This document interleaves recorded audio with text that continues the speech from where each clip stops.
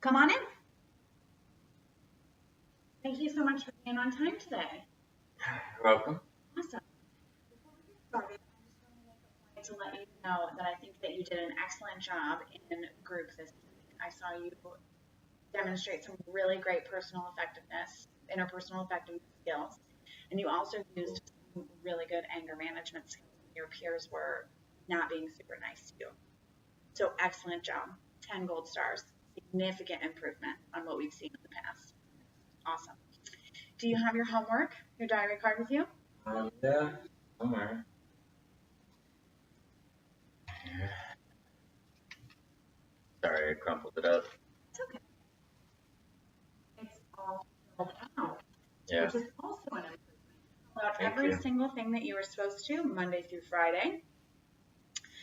I am noticing, before we get into this diary card, I'm noticing a little bit of what we've previously discussed were some red flags that maybe you're a little upset. I'm seeing your arms crossed and you're not making a whole lot of eye contact. You're kind of looking right here at the table. So are you feeling a bit upset? A little bit. A little bit? Okay. You want to go through a breathing exercise so that we can get present here and now and prepared to talk about what looks like a little bit of a difficult week. Feel okay with that? Yeah. Okay. We've done this a couple times in groups, so same. You'll just put your feet grounded on the floor, hands and arms wherever you feel comfortable. Do you feel comfortable closing your eyes? Okay. Yeah. We'll just do 2 rounds of breath, and I'll count it for you. We'll inhale for a count of 4. You'll pause for a second, and then you'll exhale that Darth Vader breath, like you're fogging up a mirror, for 6. Okay? So I'll count for you. 1, 2, 3, 4. Pause. Exhale. 6, 5, 4, 3, 2, 1. Pause. 1, 2, 3, 4. Pause. Exhale. 6, 5, 4, 3, 2, 1. I'm already seeing that your muscles, especially around your shoulders and neck, look significantly more relaxed than you can. Excellent job. You are really good at those. You can go ahead and open up your eyes now if you feel okay with that. How are you feeling now compared to when you walked in? Excellent. Do you feel ready to talk about this challenging week I see on this diary card? Yes? Okay. So I'm seeing here on Monday, super high anger at a 5 out of 5. And then some increases that day also on some urges to self-harm, but you did not self-harm. Excellent job. Looks like you also used skills that day to not self-harm. I'm also noticing that the urge for suicide was high on Monday. The rest of the week it goes down a bit, but we see really high numbers, 5 out of 5 on sadness and guilt Tuesday through the rest of the week. That's making me think that something maybe happened on Monday. Yeah. What happened on Monday? A whole bunch of stuff, I guess, but the big thing was I got into a fight. A physical fight? Yeah. Okay, so that is actually the #1 target behavior that we're working on. You haven't gotten in a fight in a long time. No, it's been about 4 months. Okay. So. How do you feel about doing a chain analysis leading up to that fight? I don't know, I guess if we have to. Okay, well, you know the deal. When we have a target behavior, I really want to talk about some of the other things that maybe you want to talk about for the rest of the session. But before we do that, we're going to do chain, figure out what's going on. Okay, so I will give you, like we normally do, the notebook. Here's this pen right here. You're welcome. So in the past, if I'm remembering correctly, and correct me if I'm wrong, you have liked to start with the target behavior and then kind of work your way back and forward. Okay, so go ahead and draw that circle that we will call whatever you want to call it, the fight. Yeah. Okay, all right.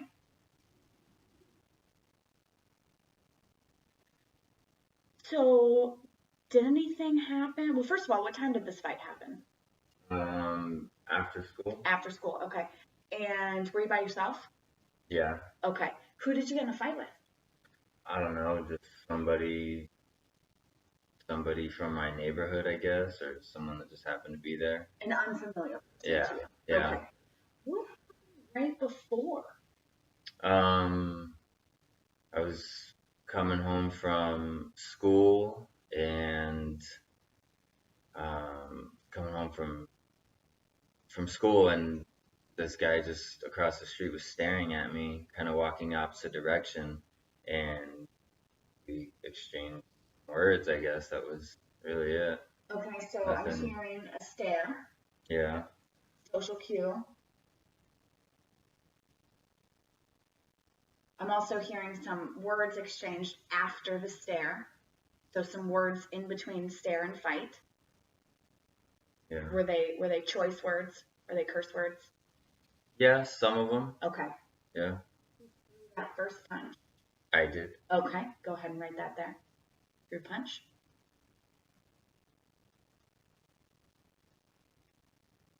So really good job identifying the events that led up to that. Let's talk about the feelings that the stare gave you. What were some thoughts and feelings? Angry. Angry, okay. What were your thoughts about the stare? It felt like kind of I guess questioning, like just wondering why he's staring at me.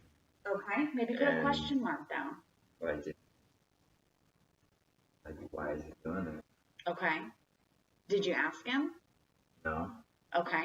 Well, I kind of did, but in like a aggressive way. I guess. So you were behaving a little bit aggressively leading up to the fight. Were you in a negative mood before you encountered this young man on the way home? Yeah. Okay. What happened that day that led to a little bit of a negative mood? I was supposed to meet up with Ruben like an hour before school started at the park near our house. Okay. And when I was getting ready to leave, my mom, since I got ready so early, she made me do some chores that I had been putting off. And that's not what I wanted to do. And so it made me really angry. Okay. So your mom had you do some chores. Mm-hmm. So that was putting you in a negative mood. So those are what we talked about, our emotional vulnerabilities. That created a negative mood that kind of led into this. Go ahead and write that down at the beginning of the day. What? The stuff with your mom at home. Chores. I heard you say that the thoughts were, I don't want to do this. Yeah. I'd rather be with Ruben, your best friend Ruben, right? I'd rather be with Ruben on the way to school. Yeah. You had some other plans. So we've also talked about this, how it can be an emotional vulnerability when you have an expectation for what your day is going to look like.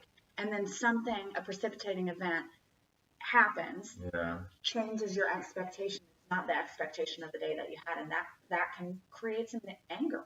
Yeah. Okay. So that makes a lot of sense. As you're going throughout your day at school, after you experience this emotional vulnerability with your mom at home, did you get to see Ruben at school? Barely. Barely. Okay, not as much as you wanted. So still that expectation was not met even when you got to school. Yeah. Did that mean that your emotional arousal level, that anger level, did that stay high?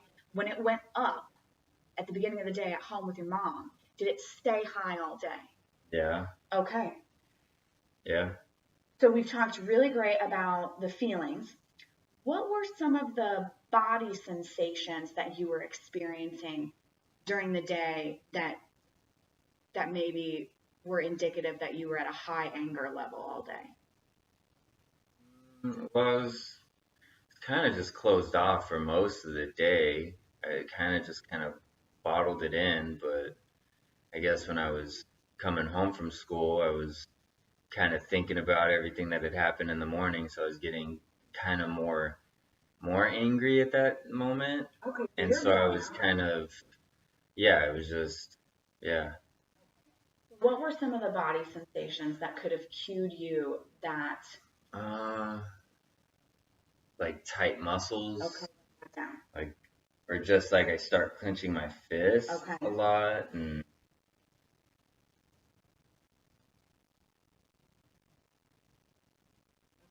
That's great. We have in the past talked about temperatures. Did you feel any temperature fluctuations in your body at all throughout the day when you're feeling all that anger? yeah, I kind of feel cold. Okay, go ahead and write that down. Cold and yeah. Okay, excellent job. That's really insightful, really good stuff.